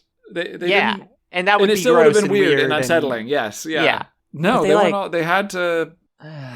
So okay, so then we're back on the island. we're finishing this shit out. So we're back on the island. Boone finds Shannon's body. It's been fucked up by the monster, and she's dead. All tore up. I actually like the effects on it. Like, she got all ripped up. She's like, yeah, it's kind of like the pilot, like how the pilot was just like fucking destroyed. yeah. It's like bloody fucked up. And Boone sad, and then Boone mad because it's later, it's several hours later or whatever, and he's finally found the beach, and he finds Locke, and he starts attacking him, and then Boone's like, the monster killed her, you killed my sister. And then Locke's like, what are you talking about, man? Is that what you saw? Is that what it made you see? And then Boone's like, oh, the goop you rubbed on my head was drugs, actually. The head goop. The head goop was a hallucinogen, I guess. And look, Shannon's right over there, and she's just like talking to Saeed by the fire. And Boone's like, what? And Locke's like, how did you feel when you saw Shannon dead? And Boone's like, I felt relieved. And Locke tells him to fucking let go. And then Boone looks at Shannon, and he looks like he's letting her go or whatever. And then Locke's like, okay, follow me. And then Boone follows him into the jungle. And that's the end of the episode.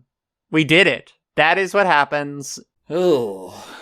I like honestly don't even know what to say. So one, it's very obvious Shannon didn't die, or at least I knew that didn't happen. So yeah. And is there even anything to say about this final bit? I guess Boone is like totally on Locke's side now or whatever. Is that kind of what this is saying? Yeah, he's on Locke's, I don't know if like totally on Locke's side, but like he is, this is a weird comparison, but Locke is, Darth Vader, and Boone is some hapless underling who like is scared of and maybe doesn't even like Darth Vader, but is like his little lackey. So that's how I'm kind of seeing Boone now. He's like Locke's little bitch now. Well, Locke also, this is like Locke doing an actually like manipulative mind game on this guy, right? Yeah. Like pretty sinister. I don't know how Locke like made a hallucinogen.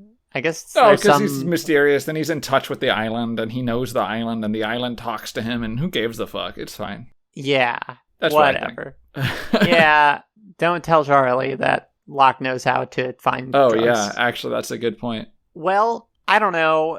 Is there anything to say about these final scenes, or should we just say final thoughts? I don't think there's anything to say in particular. It's kind of hard to move the conversation past why did I feel a little bit stuck. Yeah.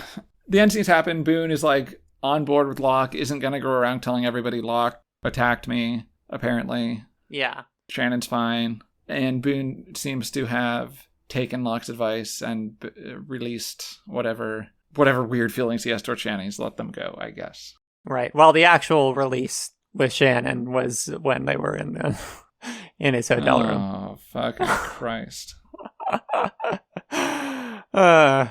You can do what you want with that. Cut it or not. Okay, so this episode, basically the reason it was so mixed is like the stuff with Locke is all very cool. The poopy pee-pee parts sucked, and the incest, just like why is that in the show? And it's interesting too, because the way that the incest is so unnecessary, and the way that the Pee Pee Poo Poo is also unnecessary. Like, I think you could actually make an edit of this episode that's maybe 17 minutes long. That would totally work on its own, because the terrible bits are totally unnecessary. It's also weird because, like, basically the Shannon Boone flashback up to that point was informative and... Yeah, and was actually like fleshing those characters and their relationship out in a way that was like, that made it so, you get where both of them are coming from more. And then it gets completely overshadowed. It's just like, that is like completely fucking obliterated by the fact that actually they fuck. And that's like what is going on with them. Yeah, as soon as they fuck, it ain't about nothing else. Yeah, it's crazy. It is crazy. It's very, very, very, very weird. What? Okay, it's very weird. My closing notes that I have written down were Island cool, Locke cool, Hurley not cool, incest not cool, Ep not cool. Yeah. I'm just looking up the Wikipedia page on this episode. This episode was not written by Lindelof. No, this one was written by Carlton Q's, who is He was a in, really shitty person. He's well, like he was the one guy of- from the they're all the racism racist stories. He's the Yeah. yes. And Wait, the Javier racist Grillo wrote the Marchbanch. racist episode? Yeah, wow. Critical reception of the episode was mixed to negative. Well, that's encouraging. Yep. He called the episode awkward and uninspired. Yeah, sure. Those saved by the character development of Locke. Okay, yeah. Pretty cool. Somebody, this is, wow, it's so 2000s.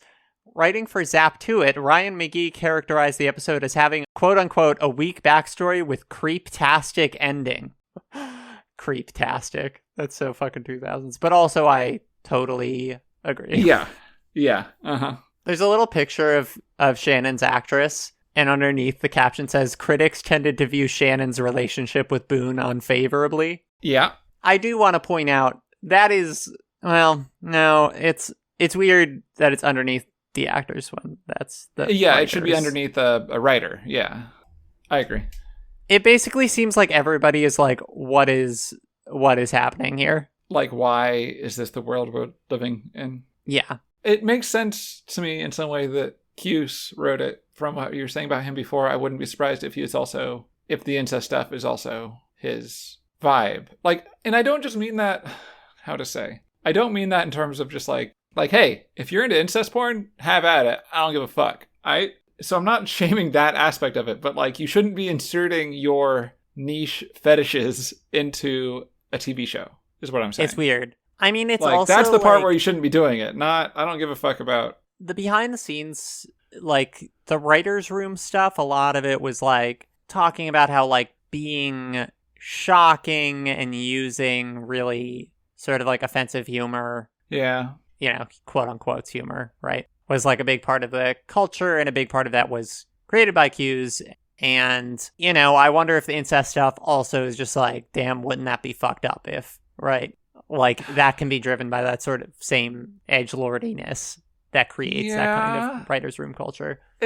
I'm not saying you're wrong at all. It's just, I don't know if disappointing is the right word to use for me. It is disappointing, but it's also kind of, it's boring, right? Yeah. Honestly, that's part of the problem with the Shannon Boone stuff, is that for all of the why is this happening, what the fuck is going on, we had feelings we had about it, I also found it boring because it doesn't ask any interesting questions. It doesn't present any interesting thesis. It doesn't, shock for shock's sake isn't actually shocking or interesting to me, right? Totally. Like, Yeah. let's think about another shocking moment in a very different way. Locke pulling the knife out, right, on Boone. Yeah, that wasn't like edgelordy. It's like it's shocking because of characters doing a thing that's like, oh, and it makes us actually ask relevant to the plot. questions. Yeah, exactly. It's like, It's like, I don't know, you ever see just shock fucking artists or whatever the fuck out there being shocking, and I'm just like, you're like not. Like, you know, you can do whatever you want, say whatever you want, but if you're not making any kind of point with it, totally, it is not shocking. Yeah, like as somebody who loves horror movies, something I fucking hate is when horror movies have like a really intense or dark ending or whatever. But if it doesn't actually fucking mean anything, it's not that dark. It's not it's not that intense. impactful. It's not, It can be like, oh man, isn't that fucked up or whatever? But if it doesn't fucking mean anything, it just makes me feel like, yeah, whatever. Okay, yeah. It's like middle school shit, you know? Yeah, no, it totally is. Yeah, it's bad. So, great. What are we looking forward to next episode? I'm looking forward to not fucking incest. Please no incest next episode. Yeah, I agree. I mean, I really did, like, all the Locke stuff was great. So I'm also a little bit worried that they discovered the hatch. We had a whole episode off of the hatch. Mm-hmm. And then we had this episode. I'm afraid that because of the way that the seasons are structured and how many episodes they have, we're going to have another episode of like the episode before this was not just, oh, it's not focused on the hatch. It was focused on nothingness. Nothing fucking happened that entire fucking episode. Sure. That episode could have been a 3-minute long scene. Mm-hmm. And I'm afraid we're going to get another episode like that. So I'm not looking forward to that if that happens. But I liked all the island stuff. Monster cool. Locke cool. Spooky island stuff cool. Kate didn't piss me off. I wonder if that could happen again. That'd be great. Yeah. I will tell you that the next episode we are watching season 1, episode 14, special, and it is a Michael episode. Oh, okay. Yeah, so this is going to be a big Michael watch episode, I guess. I'm afraid. I'm very afraid. I'm also afraid because, you know, you told me that there were stories that you couldn't tell me from the writer's room stuff because they hadn't happened yet. So I'm not anticipating the trajectory of Michael to go in a good direction. Well, Yeah. we will find out. Yes, we will.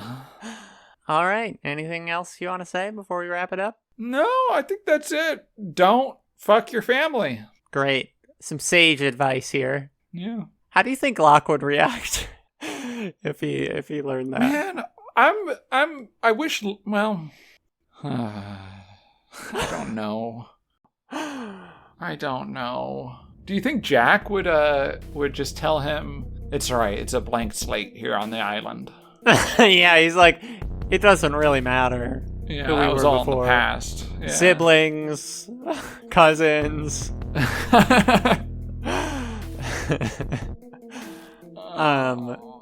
Yeah. Well, anyway, we fucking did it. We'll see you all next week. You can find us the Long Lost Podcast at gmail.com, the Long Lost Pod on Patreon and socials, and you can find me on Instagram at dorkpunk with Q's instead of K's.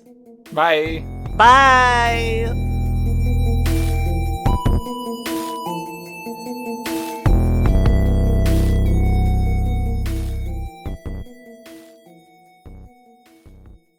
Lost. We're lost on an island with Boone and Shannon and okay.